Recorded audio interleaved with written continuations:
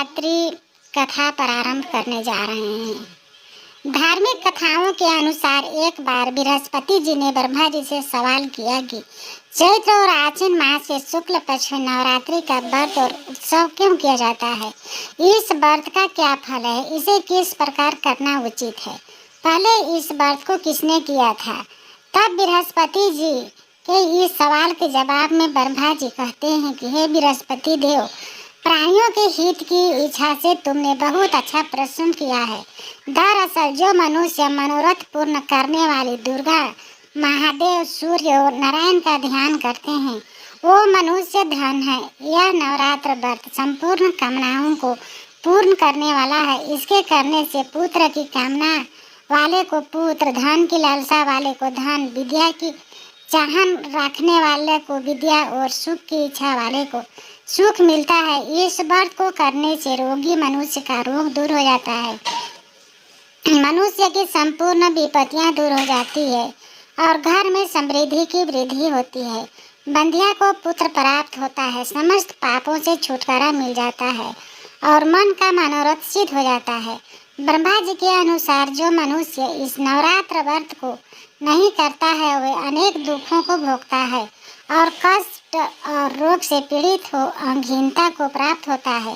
उसके संतान नहीं होती है और धन धान्य से रहित हो, भूख और प्यास से व्याकुल घूमता फिरता है तथा संज्ञाहीन हो जाता है। जो साधुआ स्त्री इस व्रत को नहीं करती है वह पति सुख से वंचित हो नाना दुखों को भोगती है।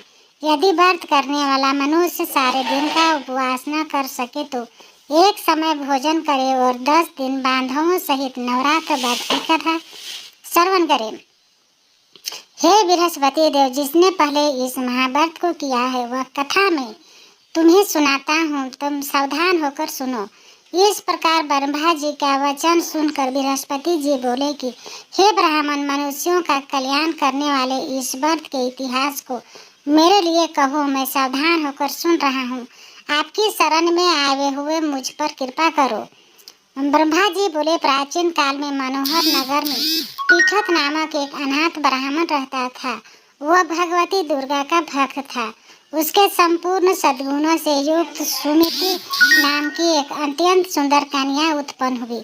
वह कन्या सुमति अपने पिता के घर बाल्यकाल में अपनी सहेलियों के साथ क्रीड़ा करती हुई इस प्रकार बढ़ने लगी जैसे शुक्ल पक्ष में चंद्रमा की कला बढ़ती है। उसका पिता प्रतिदिन जब माँ दुर्गा की पूजा कर होम किया करता, वह उस समय नियम से वहाँ उपस्थित रहती।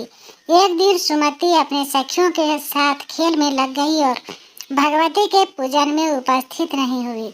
उसके पिता को पुत्री की ऐसी असावधानी देखकर क्रोध आया और वह पुत्री से कहने लगा, अरे दुष्ट पुत्री, आज तूने भगवती का पूजन नहीं किया, इस कारण मैं किसी कुष्ठ रोगी या दरिद्र मनुष्य के साथ तेरा विवाह करूंगा। पिता का ऐसा वचन सुन सुमति को बड़ा दुख हुआ और वह पिता से कहने लगी, हे पिता, मैं आपकी कन्या हूँ तथा सब तरह आपके अधीन हूँ। जैसी आपकी इच्छा हो वैसा ही करो। राजा से, कुष्ठ से, दरिद्र से अथवा जिसके साथ चाहो मेरा विवाह कर दो, पर होगा वही जो मेरे भाग्य में लिखा है। मेरा तो अटल विश्वास है, जो जैसा कर्म करता है उसको कर्म के अनुसार वैसा ही फल प्राप्त होता है, क्योंकि कर्म करना मनुष्य के अधीन है और फल देना ईश्वर के अधीन है। जैसे अग्नि में पड़ने से त्रिनादी उसको अधिक प्रदीप्त कर देते हैं, इस प्रकार कन्या के निर्भयता से कहे हुए वचन सुन उस ब्राह्मण ने क्रोधित हो अपनी कन्या का विवाह एक कुष्ठी के साथ कर दिया और अत्यंत क्रोधित हुई पुत्री से कहने लगा, हे पुत्री, अपने कर्म का फल भगो देखते हैं, भाग्य के भरोसे रहकर क्या करती है। पिता के ऐसे कटु वचन को सुन सुमित ने विचार करने लगी, अहो मेरा बड़ा भाग्य जिसे मुझे ऐसा पति मिला। इस तरह अपने दुख का विचार करती हुई वह अपन कन्या अपने पति के साथ वन में चली गई और डरावने कुशायुक्त उस निर्जन वन में उन्होंने हर रात बड़े कष्ट व्यतीत किए। उस गरीब बालिका की ऐसी दशा देख देवी भगवती ने पूर्व पुण्य के प्रभाव से प्रकट हो सुमति से कहा कि हे दीन ब्राह्मणी, तुझसे प्रसन्न हो, तुम जो चाहो सो वरदान भगवती दुर्गा का यह वचन सुन ब्राह्मणी ने कहा कि आप कौन हैं?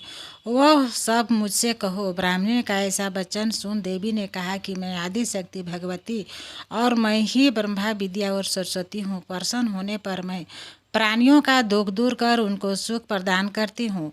हे ब्राह्मणी, मैं तुझ पर तेरे पूर्व जन्म के पुण्य के प्रभाव से प्रसन्न हूँ। तुम्हारे पूर्व जन्म का वृत्तांत सुनाती हूँ, सुनो। तो पूर्व जन्म में निषाद भील की स्त्री और अति पतिव्रता थी। एक दिन तेरे पति निषाद ने चोरी की। चोरी करने के कारण तुम दोनों को सिपाहियों ने पकड़ लिया और ले जाकर जेल खाने में कैद कर दिया। उन लोगों ने तुझको और तेरे पति को भोजन भी नहीं दिया। इस प्रकार नवरात्र के 9 दिनों में तुमने न तो कुछ खाया और न ही जल ही पिया। इस प्रकार 9 दिनों तक नवरात्र का व्रत हो गया। हे ब्राह्मणी, उन दिनों में जो व्रत हुआ, इस व्रत के प्रभाव से प्रसन्न होकर मैं तुझे मनोवांछित फल देती हूँ। तुम्हारी जो इच्छा है सो मांगो। इस प्रकार दुर्गा के वचन सुन ब्राह्मणी बोली, अगर आप मुझ पर प्रसन्न हैं तो हे दुर्गे, मैं आपको प्रणाम करती हूँ। कृपा करके मेरे पति का कोढ़ दूर करो। देवी ने कहा, उन दिनों तुमने जो व्रत किया था उस व्रत का 1 दिन का पुण्य पति का कोढ़ दूर करने के लिए अर्पण करो। उस पुण्य के प्रभाव से तेरा पति कोढ़ से मुक्त हो जाएगा। ब्रह्मा जी बोले। इस प्रकार देवी के वचन सुन वो ब्राह्मणी बहुत प्रसन्न हुई और पति को